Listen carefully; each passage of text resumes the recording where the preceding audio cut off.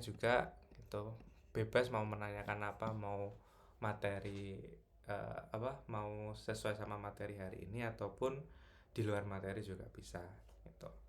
Oke, sebelum kita mulai, mari kita berdoa terlebih dahulu. Semoga apa yang kita ikhtiarkan pada hari ini untuk menuntut ilmu dimudahkan oleh Allah dan diberikan pemahaman oleh Allah. Al-Fatihah. A'udzubillahi minasyaitonir rajim. Bismillahirrahmanirrahim. Alhamdulillahirrahmanirrahim. Maliki yaumiddin. Iyyaka na'budu wa iyyaka nasta'in. Ihdinas siratal mustaqim. Shiratal ladzina an'amta 'alaihim ghairil maghdubi 'alaihim waladdallin. Oke. Waktu dan tempat Mas Samar dipersilahkan. Ya, bismillahirrahmanirrahim. Assalamualaikum warahmatullahi wabarakatuh. Waalaikumsalam warahmatullahi wabarakatuh. Alhamdulillah. Alhamdulillahillazi hadana li hadza wa ma kunna linahtadiya laula an hadanallah. Asyhadu an la ilaha illallah wahdahu la syarikalah wa asyhadu anna Muhammadan abduhu wa rasuluh la nabiyya wa la rasula ba'dah. Ya, teman-teman sekalian, nanti saya kita mengucapkan ya segala puji ya dan syukur kita pada Allah ya atas segala limpahan rahmat, nikmat dan selalu atas izin dan pertolongannya kita bisa berkumpul ya, bisa sharing-sharing mungkin di pagi ini ya dengan ucapan alhamdulillahirabbil alamin. Ya, salawat serta salam juga senantiasa kita aturkan kepada junjungan alam Nabi Allah Muhammad sallallahu alaihi wasallam yang ini ya sosok tauladan ya yang udah diberikan cap di dalam Al-Qur'an itu untuk senantiasa ini loh yang harus kalian ikuti loh. Orang yang udah pernah pernah berjalan gitu ya, perjalanan panjang sampai dia melihat keadaan surga gitu ya. Jadi orang yang udah terbukti lah ini untuk kalian ikuti gitu teman-teman. Ya sebelumnya teman-teman ya perkenalkan ya, nama saya Amarul Akbar ya, dipanggil Amar ya biasanya. Jadi saya dulu kuliah satunya tuh di UMM ya. Saya juga pernah sih ikut lembaga dakwah kampus juga ya. Teman-teman ini kan berarti LDK gitu ya, lembaga dakwah kampus juga ya. Mungkin bisa di unmute ya, enggak apa-apa biar sekalian tanya-tanya di sebelah. Iya. Taruh ya di BINUS ya, lembaga dakwah kampus ya. Jadi alhamdulillah ya bagus sekali sih teman-teman jadi orang-orang yang istilahnya menghidupkan gitu ya atau menjalani itu terkait dakwah ya di kampus, apalagi memang kampus itu potensi terbesar ya mungkin bisa dibilang ya untuk didakwahi ya di kampus itu, dan selalu menarik sih atas apa yang saya dapatin juga di kampus saya dulu di UMM ya, banyak sekali naik turunnya lah istilahnya. Ternyata kalau ini juga udah jadi modal bagus sih dari teman-teman ya, karena teman-teman udah pernah ikut kelas kurikulum ya yang kemarin ya mungkin katanya sama Mas Ansori, itu udah jadi modal yang bagus sih untuk teman-teman bisa gerak di kampus. Karena kalau di Al-Quran itu kan kuntum khaira umat ya, ukhrijat linnas. Jadi sebaik-baik manusia itu orang-orang yang ukhrijat linnas ya, yang senantiasa ada di tengah-tengah masyarakat, dan dia tuh bukan orang yang apatis ya, dia betul-betul orang yang berkontribusi di tengah masyarakat. Terus di lanjutan ayatnya ukhrijat linnas ta'muruna bil ma'ruf wa tanhauna 'anil munkar wa tu'minuna billah. Itu urutan terbalik sih. Jadi iman dulu, terus orang-orang yang senantiasa saling mengingatkan ya, mencegah dari yang mungkar dan memperingati atas yang ma'ruf gitu kayak gitu sih. Ya, terima kasih ya juga kepada teman-teman yang udah mau yang hadir ya dan yang mengundang atas sharing-sharing ini ya. Terima kasih atas sebelumnya teman-teman yang insyaallah dirahmati Allah. Itu sih mungkin dari saya untuk perkenalan nih. Oh iya, saya dari Lombok ya teman-teman ya. Mungkin nggak ini logat-logat Jawanya kurang ada ya istilahnya. Mungkin ada yang pernah ke Lombok, ada yang pernah ke Lombok nggak teman-teman? Belum. Belum pernah ya. Pengen Ya, Mas. kalau bisa main-main lah di sana ya. Pengen ke Banyak sirkuit. yang bisa. Nah, Rinjani kayak apa itu. Sip. Ya teman-teman, jadi ini ya eh, ada berapa orang nih? 6 ya, 6 orang ya. 6. Kurang 1 sih Nah, Mas. Cuman nggak apa. Jadi ini ya materi yang saya sampaikan itu terkait cerita sih teman-teman. Sebenarnya saya udah pernah ngebaca ya di salah satu buku ya, ini bukunya namanya Muslim Hebat ya. Jadi semangat dakwah mengundang datangnya hidayah. Mungkin teman-teman pernah baca atau punya bukunya juga ya. Itu cerita yang sering saya ingat ya, lumayan nih. Menarik ceritanya sebenarnya. Ini udah boleh dimulai nggak sih? Monggo Tadi monggo Mas, monggo monggo. udah ya. Ya Hmm. kita paling saya ngebaca bukunya teman-teman ya. Jadi semoga pertemuan kita ini ya senantiasa diberikan keberkahan dulu ya. Kita Amin. berbaik dan ditambah ya ilmu kita itu dengan senantiasa kita minta pada Allah, Allah manfa'ni bima alamtani wa alimni ma yanfa'uni wa zidni ilma walhamdulillah ala kulli halin. Paling enggak ada hal-hal yang bisa kita petik sebagai pelajaran ya teman-teman. Jadi semangat dakwah mengundang datangnya hidayah. Ini kisah diceritain sama Dr. Muhammad Ratib An-Nabulsi ya saat khutbah Jumat tertanggal 2 Juli 2010. Dan kisah ini terjadi di Amsterdam teman-teman, di ibu kotanya Belanda ya berarti ya. Berarti seharusnya ceritanya dalam bahasa Indonesia karena udah diartikan gitu kan. Ini singkat aja ya sebenarnya yang diringkas sama penulis ya dalam buku ini ya. Jadi udah menjadi kebiasaan teman-teman di hari Jumat seorang imam dan anaknya ya yang baru berusia 11 tahun itu membagikan brosur ya di jalan-jalan atau keramaian, brosur dakwah ya, brosur dakwah atau buletin dan sebagainya gitu ya. Eh, Namun pada waktu itu bertepatan dengan Jumat ini ya, Jumat waktu itu judulnya Torikul Ilal Jannah ya, jalan menuju surga gitu, jalan menuju jannah. Tapi ada suasana yang sedikit berbeda ya dibanding Jumat-Jumat sebelumnya.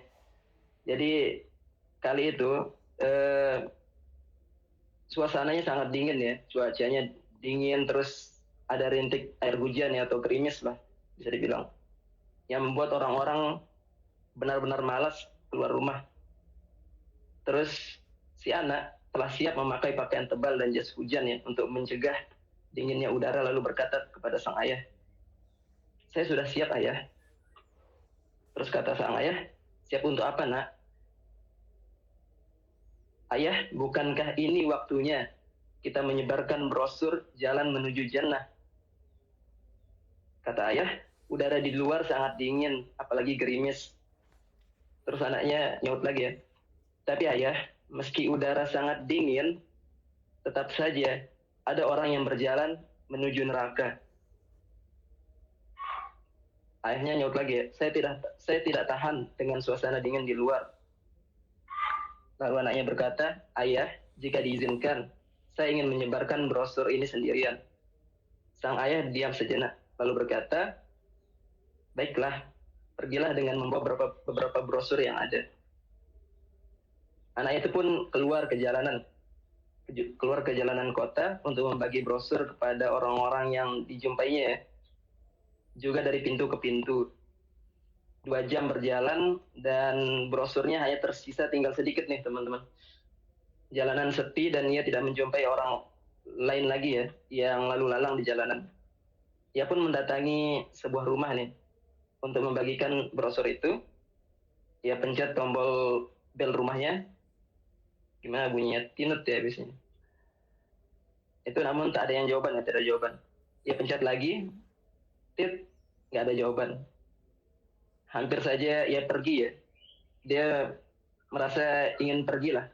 Pokoknya karena udah nggak ada jawaban ya. Biasa kan kalau sunnahnya kan 3 kali mungkin ya kalau ketok pintunya ya. Atau assalamualaikum ya kan. Hampir saja ia pergi namun seakan-akan ada suatu rasa yang menghalanginya. Untuk kesekian kali ia kembali memencet bel dan ia ketuk pintu. Ini ditambahin ketok pintunya ya. Tok-tok gitu. Dengan lebih keras ya. Ia tunggu beberapa lama hingga pintu terbuka pelan. Pintunya terbuka pelan-pelan. Ada wanita tua keluar ternyata dengan raut wajah yang menyiratkan kesedihan. Yang dalam yang yang dalam ya, kesedihan yang dalam. Wanita itu berkata, apa yang bisa dibantu wahai anakku? Ini mohon maaf ya, saya tidak terlalu bisa impersonate sih teman-teman. Udah menceritakan ya. Jadi Itu ya, ditanya sama seorang wanita tua ini, apa yang bisa dibantu wahai anakku? Dengan wajah ceria, senyum yang bersahabat, si anak berkata, Nek, mohon maaf jika saya mengganggu Anda. Saya hanya ingin mengatakan bahwa bahwa Allah mencintai Anda dan akan menjaga Anda. Ini kata-kata yang luar biasa ya, keluar daripada anak baru berusia 11 tahun ya teman-teman. Saya membawa brosur dakwah untuk Anda dan menjelaskan bagaimana Anda mengenal Allah, apa yang seharusnya dilakukan manusia, dan bagaimana cara memperoleh ridhonya. Anak itu menyerahkan brosurnya dan wanita tua itu sempat mengucapkan terima kasih.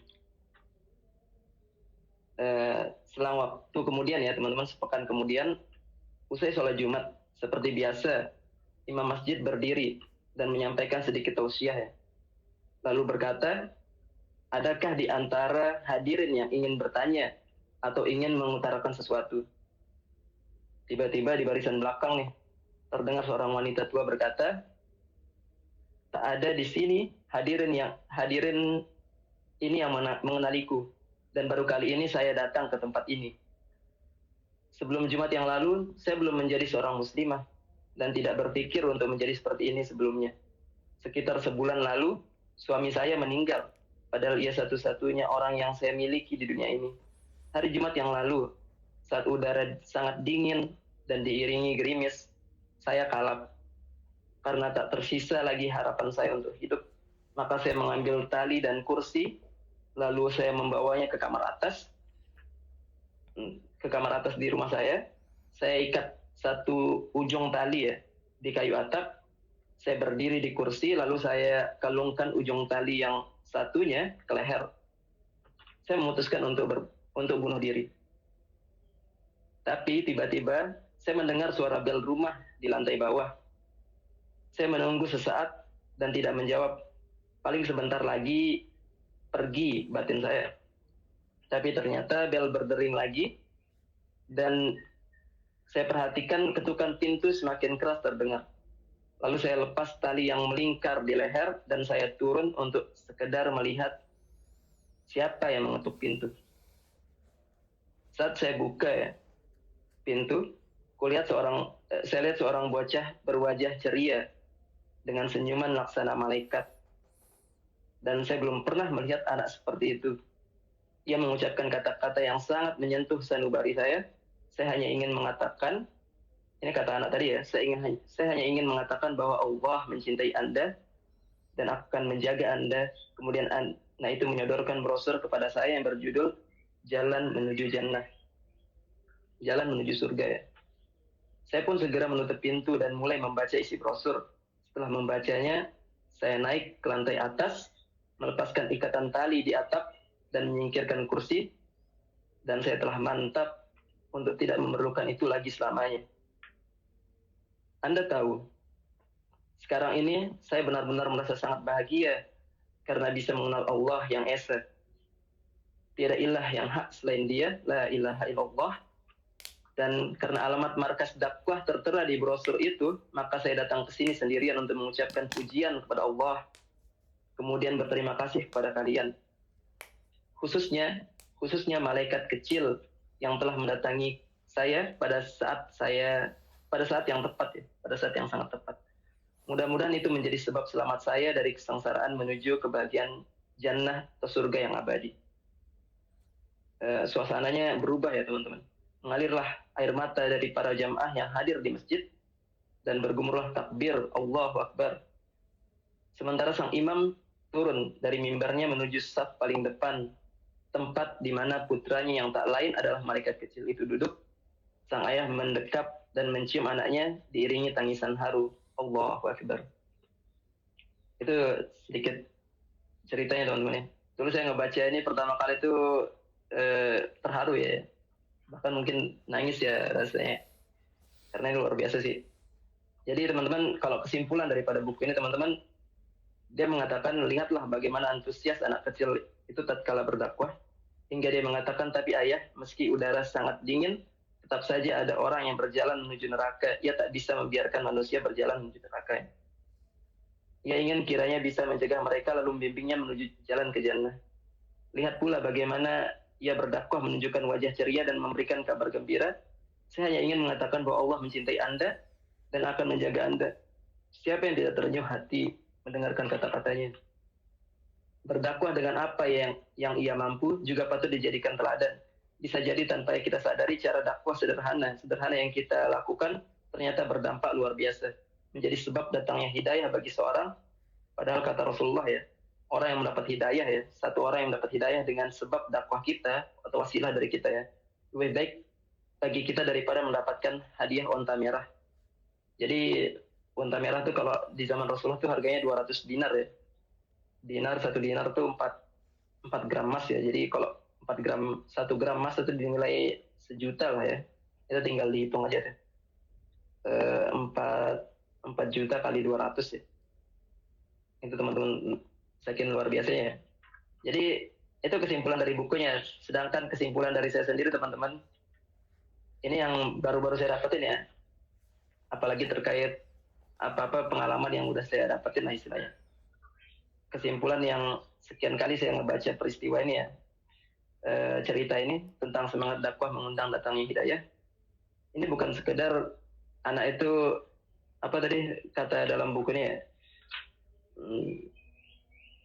berdakwah dengan cara sederhana ya, dengan apa yang dia bisa gitu, apa yang dia mampu. Itu bukan sekedar itu teman-teman. Kalau kita perhatiin lagi sebenarnya teman-teman. Jadi ada bagian-bagian yang mungkin cara dakwah yang udah dijelasin sama para asatid di zaman sekarang ya, itu ada semua terkumpul dalam peristiwa ini ya, dalam cerita si anak kecil yang baru 11 tahun ya, mungkin belum akil balik ya, mungkin bisa dibilang 11 tahun ya, tapi dia udah menghadirkan wainya teman-teman untuk dia dakwah ya. Wainya tuh dengan cinta, dia cinta karena dia nggak ingin manusia itu ya, orang-orang di sekitarnya tuh masuk neraka teman-teman, sampai perkataannya, tapi ayah, meski udara sangat dingin, tetap saja ada orang yang berjalan menuju neraka. Dia betul-betul nggak mau membiarkan orang-orang itu berjalan menuju neraka ya. Itu ada why-nya lah bisa dibilang kalau teman-teman ngebahas tentang why ya di kelas K itu. Kenapa dia berdakwah gitu. Dan mirip-mirip ya sebenarnya teman-teman ya, kayak ya Rasulullah juga begitu sebenarnya. Di surat At-Taubah ya, di ayat terakhirnya, laqad ja'akum rasulun min anfusikum azizun alaihi ma anittum harisun alaikum bil mu'minina raufur rahim. Jadi Rasulullah tuh betul-betul kalau bisa dia sendiri tuh yang merasakan sakit tuh, dia nggak pengen umatnya tuh sedih ya atau sakit ya. Itu saking cintanya Rasulullah kepada umatnya gitu. Umatnya ya sampai akhir zaman ya. Bukan cuman yang muslim dan tapi yang kafir itu juga kan bagian daripada umatnya Rasulullah kan sebenarnya kan. Setelah Rasulullah itu diutus. Jadi itu luar biasanya Rasulullah pengen sekali manusia ini ya, atau umat Islam itu, umat muslim ya setelahnya Rasulullah itu selamat gitu. Jadi kalau teman-teman nonton Naruto nggak sih? Nonton Naruto ya? Ya itu ada perkataan Pain ya, saya udah nggak ikutin lagi sih Naruto tadi setelah perang besar tuh ya. Itu perkataan Pain tuh sering dijadiin quote tuh sama orang tuh. Apa ya? Manusia itu tidak akan merasakan, tidak akan saling mengerti ya sebelum merasakan sakit yang sama gitu kan dibilang. Itu bilangnya dia, tapi ini kayaknya ada yang salah sih teman-teman ya.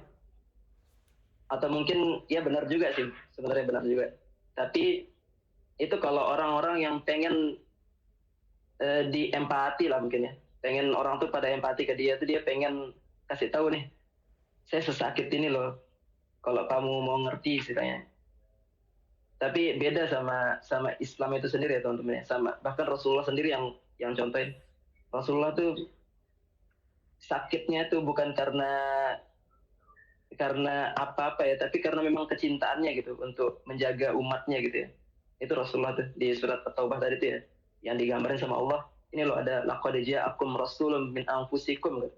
Azizun alaihi ma'anittum harisun alaikum bil mu'minin raufur rahim. Jadi karena kecintaan itu loh yang bikin beliau sakit apapun beliau terima, yang penting umatnya itu selamat kayak gitu. Itu kecintaan. Jadi pentingnya tuh ya kita ngebangun why-nya ya teman-teman ya, dalam kita berdakwah atau kita beraktivitas ya. Itu pertama why. Terus yang kedua tentang leadership sebenarnya yang dipraktekkan sama anaknya. Kalau bahasa saya leadership itu pengaruh ya teman-teman. Jadi pengaruh itu ada dua lah. Pengaruh itu bisa baik atau buruk ya. Jadi anak ini menunjukkan pengaruhnya gitu kepada madaunya atau orang yang dia mau serahin brosur tadi ya, yang didakwahinya. Jadi pertama dia memberikan pengorbanan teman-teman.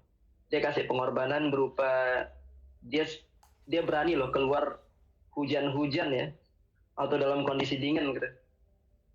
Dia padahal orang lain itu nggak ada yang berani keluar, nggak ada yang mau keluar lagi kan posisinya pada malas dan sebagainya. Tapi ini dia memberikan pengorbanan, itu salah satu pengaruhnya tuh. Terus yang kedua, ketika dia ini ya, ketika dia mengucapkan perkataannya gitu untuk membagikan brosur itu, dia bilang, Nek, mohon maaf jika saya mengganggu, Anda. Saya hanya ingin mengatakan bahwa Allah mencintai Anda dan akan menjaga Anda. Ini bagian pengaruh keduanya ya. Ketika dia memuliakan gitu ya, memuliakan manusia ya, dan senantiasa menyebarkan sesuatu yang kabar-kabar yang baik lah bisa dibilang ya. Terus itu bagian kedua tentang leadershipnya ya. Dia memberikan pengaruh terkait pengorbanannya. Ya kayak gitu sebenarnya teman-teman. Kadang nggak harus kita ngomong panjang lebar ya di depan orang. Tapi kadang itu juga yang dinilai sama orang pengaruh kita ya, leadership yang kita bawa gitu dalam berkomunikasi ya. Kita perhatiin orang, kita bantu orang gitu ya.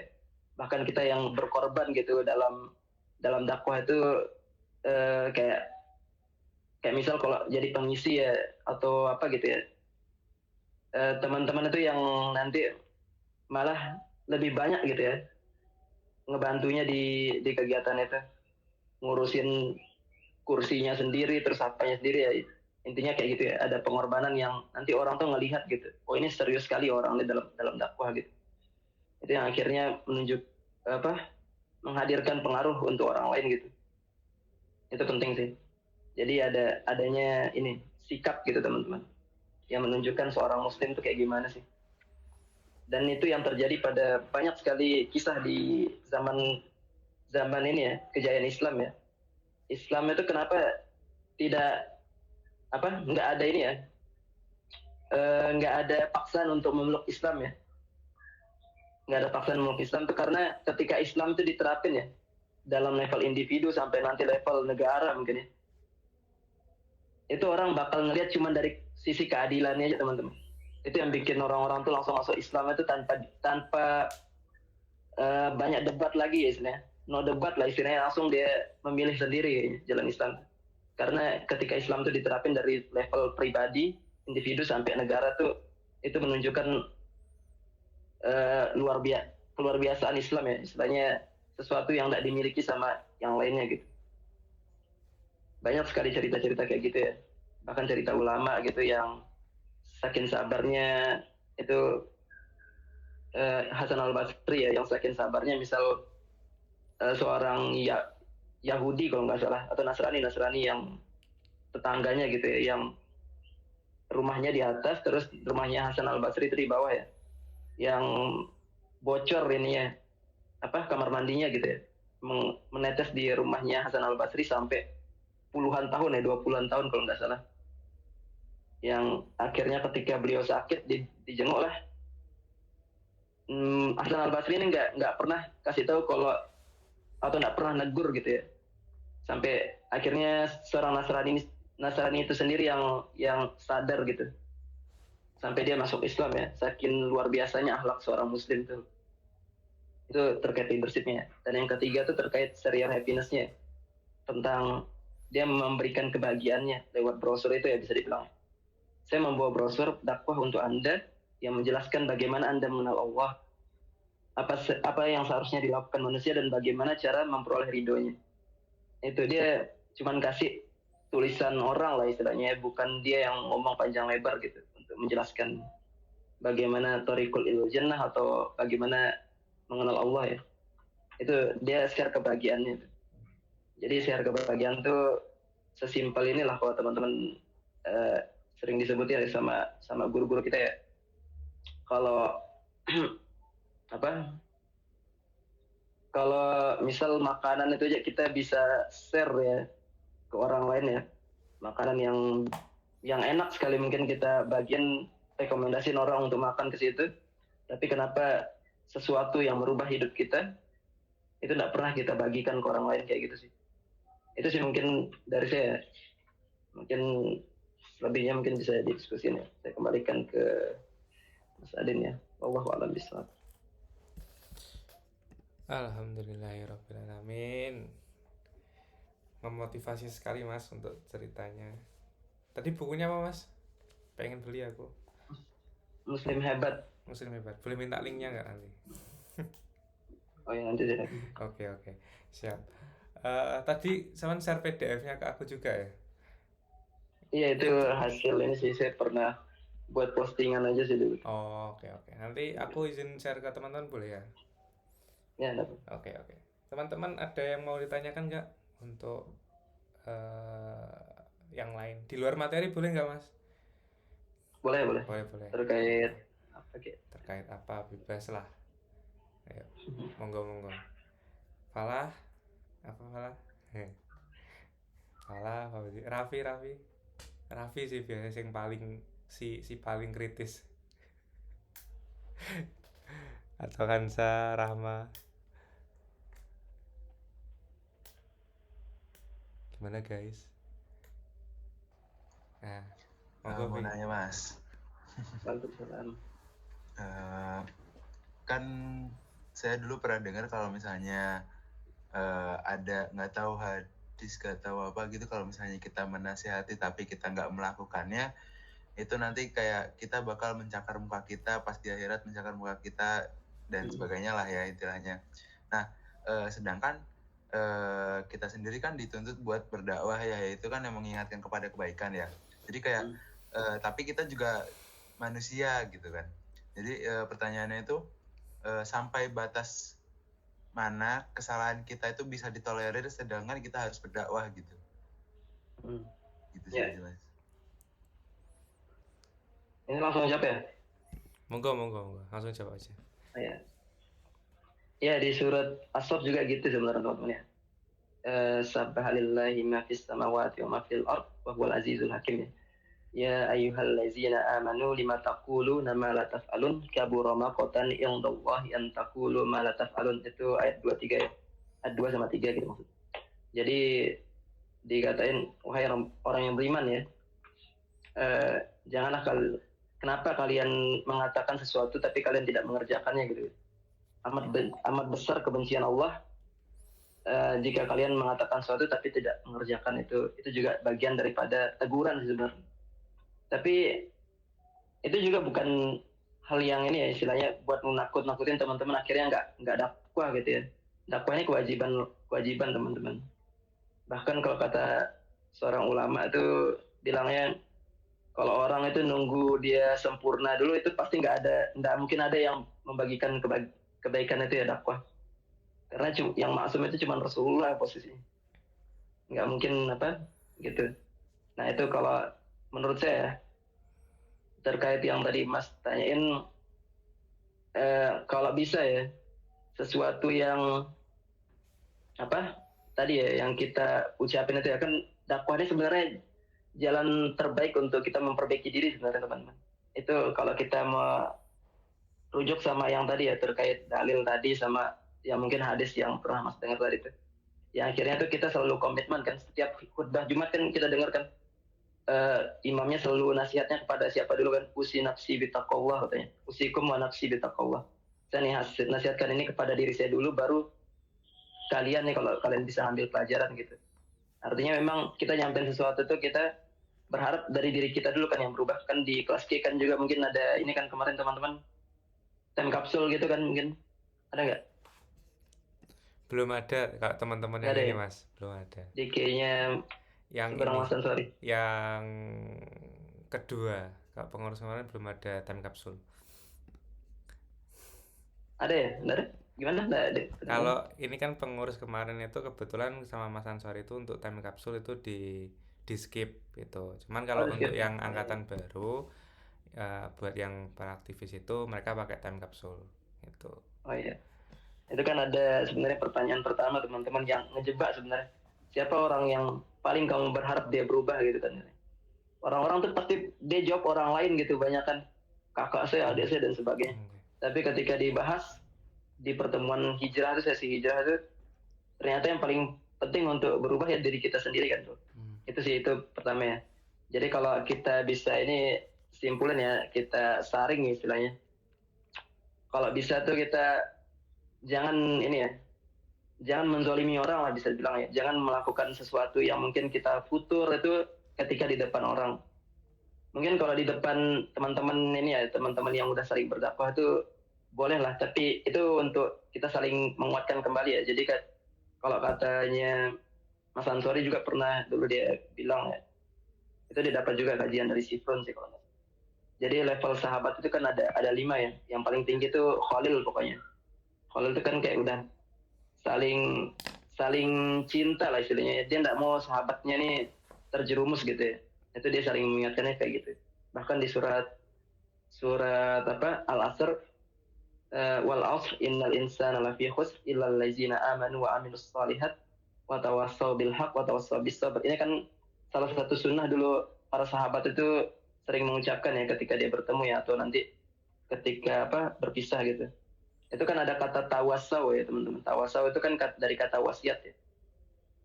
Artinya bukan cuma sekedar kita memberitahu kepada yang hak dan bersabar ya, tapi wasiat itu gimana sih kronologi atau analoginya orang berwasiat itu kayak gimana sih? Wasiat tuh pastinya kan itu dilakuin sama orang yang paling dekat kan pastinya. Contohnya tuh kayak ayah ke anak lah. Itu yang akhirnya nggak mungkin ayah sama anak ini jauh posisinya. Terus ayahnya ketika dia berwasiat gitu ya, ketika di akhir hayatnya, kamu nggak boleh ninggalin sholat ya, misal kayak gitu. Sampai ayahnya meninggal, terus waktu jalanin hidup demikian panjang gitu ya, ternyata nasihat itu selalu teringat tuh di kepalanya karena kedekatan itu loh. Wasiat tuh kayak gitu. Makanya penting teman-teman tuh nanti menjalin kedekatan sih, satu perasaan, pemikiran gitu dalam dakwahnya itu. Nah, kalau bisa itu ya, apa kefuturan tadi itu nggak usah ditunjukkan di hadapan hadapan umum ya, atau masyarakat ya, atau bahkan kita melenceng daripada apa yang kita katakan itu ya. Karena itu memang pengaruh sih, leadership namanya teman-teman. Kalau saya bilang tadi leadership itu pengaruh yang akhirnya nanti orang itu mikir ya, ini anak anak LDK aja kayak gini, gimana gimana saya mau gabung misal kayak gitu ya. Itu yang mungkin bisa dibilang tuh kayak gitu sih, pengaruh ya kasih pengaruh. Makanya hati-hati ketika kita melangkah gitu, ketika kita bertemu sama orang kan, muamalah tuh kan apa ini ya, amal yang melibatkan 2 atau lebih orang ya, itu muamalah tuh kayak gitu. Jadi ya, setiap kita ketemu sama orang tuh kita lagi bermuamalah tuh. Jadi hati-hati ketika bermuamalah sih sebenarnya, dari ucapan kita, dari perkataan atau tindakan kita tuh. Kalau kita sendiri mungkin dalam keadaan sendiri ya mungkin banyak lah mungkin kezaliman yang atau kemaksiatan yang kita lakuin ya, tapi itu masih bisa kita untuk terus berharap ampunan sama Allah ya. Tapi ketika di hadapan manusia tuh, wah itu yang harus hati-hati sekali sih.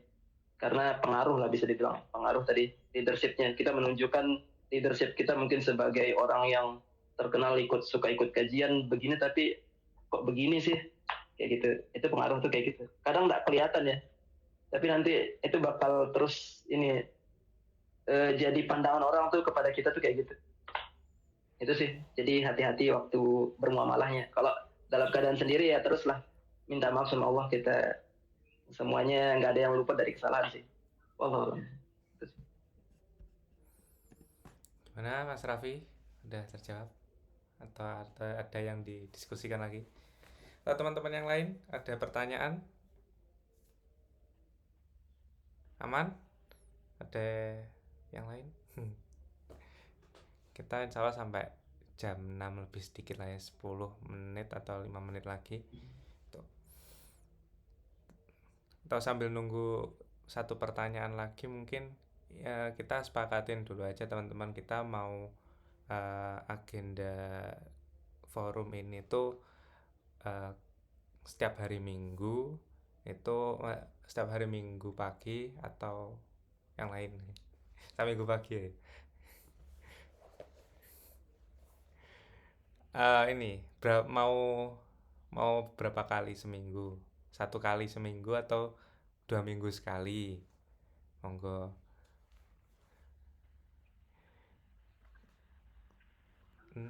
Chat aja nggak apa, chat atau ngomong unmute gitu. Kalau sarannya Mas Amar, apa rutinnya 1 minggu sekali atau 2 minggu sekali, Mas? Iya. Ini kok tadi ya keputus tadi, antum tanya siapa tadi? Mas Amar, minta saran. Forum kita ini itu 1 minggu sekali atau 2 minggu sekali, gitu. Saya mau nanya dulu, ini pengurusnya angkatan atas berarti ya? Iya. Dari gitu ya. Jadi kalau nambah pengurus gitu memang gimana modelnya biasanya? Ada rekrutmen gitu ya? Kalau nambah pengurus itu ini sih, Mas. Nanti ada LDKCP itu. LDKCP kan apa? Latihan dasar kepemimpinan calon pengurus. Iya, itu. Cuman yang untuk tahun kepengurusan ini tuh ya ini sih kebanyakan. Ya 1 orang enggak. Cuman apa? Kalau proses rekrutmen itu ya dari itu tadi LDKCP itu. Kegiatan berarti udah jalan ya banyak ya? Alhamdulillah udah beberapa. Ini baru angkatan keberapa nih yang teman-teman sebenarnya sebagai LDK ya mungkin ya? Ini baru kan LDK-nya atau gimana? Baru berjalan lagi. Sebenarnya sebelumnya sudah pernah jalan. Cuman ya karena apa pengurus sebelumnya itu apa ya kurang jelas ya gitu. Akhirnya ya mulai jalan lagi itu tahun 2023 kemarin. Kalau dari saya terserah teman-teman sih sebenarnya. Enaknya seminggu sekali atau 2 minggu sekali. Intinya kita ini sharing-sharing ya sebenarnya. Bagaimana mungkin pengalaman atau terkait dakwah gitu ya yang memberikan kita semangat ya. Itu why itu paling penting sih untuk kita senantiasa kejar ya. Selalu jadi alasan kita untuk tiap aktivitas kita mungkin. Kayak gitu sih mungkin terserah aja sih dari teman-teman nanti. Mau seminggu 1 kali atau 2 minggu sekali, guys?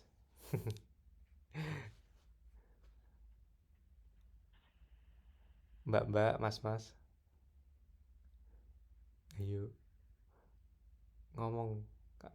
Mau berapa kali sih? Hozi.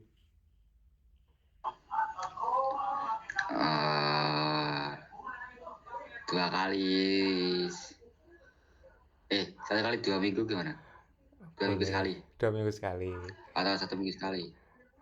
Itu gantung sih ya ini aja wes biar mungkin teman-teman juga nggak terlalu bosen. Pertama-tama kita 2 minggu sekali aja, Mas ya, gitu. Biar Mas Amar juga nanti ada persiapan juga buat mungkin dikasih PPT kah atau gimana, Mas, gitu. Biar lebih panjang pembahasannya itu sih. Soalnya kan teman-teman di sini kan juga ini Mas setelah lulus setelah ngikut yang angkatan pertama yang dari materi Mas Ansori kemarin itu ini ya ngikut lagi gitu buat mendampingi teman-teman yang baru sekaligus ya buat review materi lah itu. Nanti misalkan kalau seminggu 1 kali beruntun takutnya nanti cepet bosen. Itu full berarti ya sesi Q-nya? Iya, full. Ya kayak kelas biasanya sih, Mas. Gitu. Ya. Itu aja teman-teman. Untuk pertemuan kali ini gak ada pertanyaan lagi yang dari Mbak Rahma, Mbak Kansa. Halo. Apakah masih bangun? Angkat tangannya, resen. Halo. Ada pertanyaan gak, Mbak? Bebas. Gitu. Satu cowok lah. Kansa, Rahma. Kalau kelas Q-nya waktu kelas Q ini enggak sih? banyak pertanyaan nggak waktu di kelas K? Kalau selama ini masih belum sih Mas, masih belum. Nggak terlalu ya, pada paham ya Ya alhamdulillah. waktu di kelas K maksudnya. Ya alhamdulillah. Cuma tak mintain testimoni aja. Nanti pertemuan selanjutnya itu udah masuk sesi hijrah. Bagus tuh. Jadi modal yang bagus sih. Ya, Rahma ada nggak? Masih belum ada nih. Oke. Jadi oke Mas, mungkin untuk pertemuan forum ini ya sampai ini dulu. Terus mau tambahan aja sih, ini kita melanjutkan ini sekaligus kita juga menambah wawasan teman-teman ya, wawasan terkait Islam gitu. Terus sekaligus nanti mungkin setiap ilmu yang masuk ke teman-teman nanti bisa diamalkan dalam kehidupan sehari-hari, sekaligus nanti bisa, targetku sih nanti teman-teman bisa jadi role modelnya teman-teman kepengurusan selanjutnya lah, intinya kayak gitu. Karena ya karena kan kalau teman-teman kepengurusan sebelumnya kalau nggak ada role modelnya kan juga nanti sulit untuk menyamakan frekuensinya, menyamakan visinya juga gitu sih. Itu aja kalau dari aku. Terima kasih Mas Amar. Semoga yang udah disampaikan sama Mas Amar pada pagi hari ini bermanfaat bagi teman-teman, menambah wawasannya teman-teman terkait Islam seperti apa. Oke, terima kasih. Assalamualaikum warahmatullahi wabarakatuh. Istighfar 3 kali dan doa akhir majelis. Astagfirullahaladzim, astagfirullahaladzim, astagfirullahaladzim. Subhanakallahumma bihamdika asyhadu an la ilaha illa anta astaghfiruka wa atubu ilaik. Terima kasih Mas. Ya. Assalamualaikum. Ya. Waalaikumsalam pamit ya.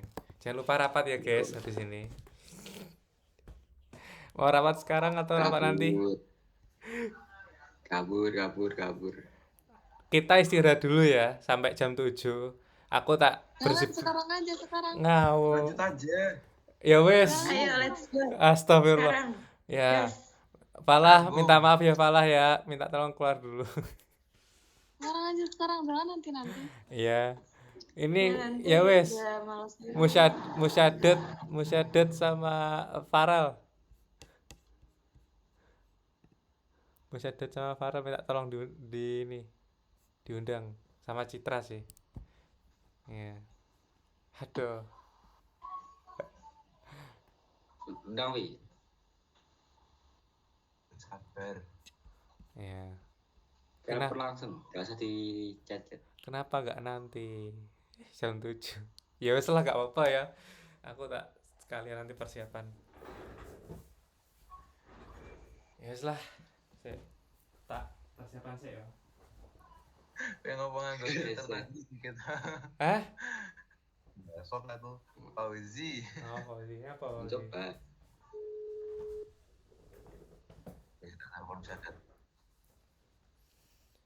Adi teleponan pisan itu. Adi nih itu lah, ya Allah. Yo, shit. Boy. Anakmu. Aduh. Iya, Falah mau tak mau nih, Falah bukber yuk. Falah. Parah.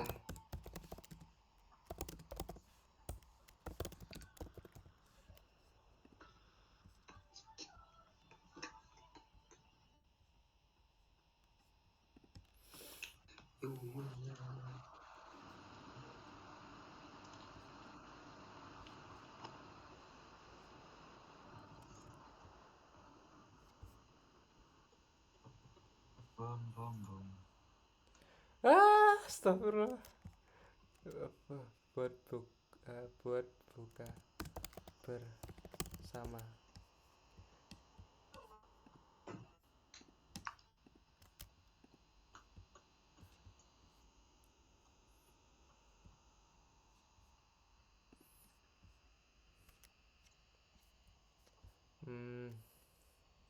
Saya udah buat bantu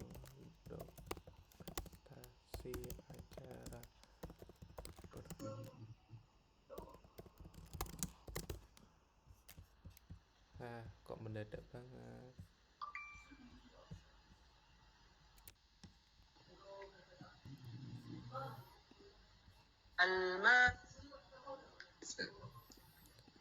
Gimana? Iya, WhatsApp sih.